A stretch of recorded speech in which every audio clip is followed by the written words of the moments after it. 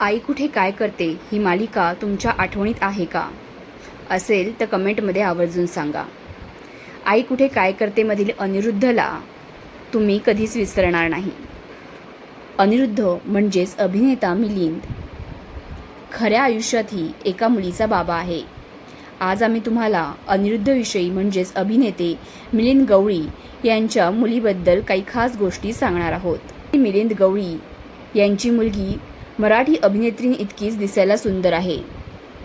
एवढंच काय तर मराठी अभिनेत्यांइतकाच त्यांचा जावई देखील खूपच हँडसम आहे. अनिरुद्धच्या मुलीचं नाव आहे मिथिला आणि त्याच्या जावयाचं नाव आहे दिग्विजय. पहा हे त्यांचे काही फोटो.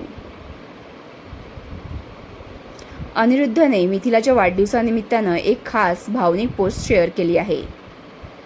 काही मुलं आईबाबाला फक्त आणि फक्त सुख देतात, आनंद देतात. त्या मुलांपैकी मिथिला आहे. दिग्विजयशी तिचं लग्न झालं आणि तिनं आमच्यासाठी जावई नाही तर एक मुलगाच आम्हाला दिला.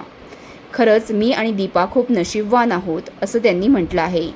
अनेक पालकांकडून त्यांच्या मुलांच्या कंप्लेंट ऐकत असतो. मुलं कशी त्यांच्या डोक्यात ताप आहेत हे ते सांगत असतात.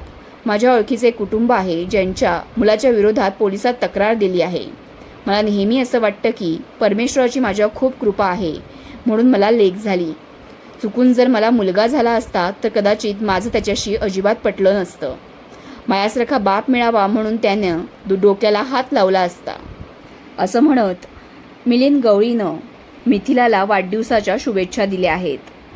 मिलिंदची ही पोस्ट खूपच सोशल मीडियावर व्हायरल झाली आहे आणि त्याच्यावर अनेक उलटसुलट प्रतिक्रिया येत आहेत.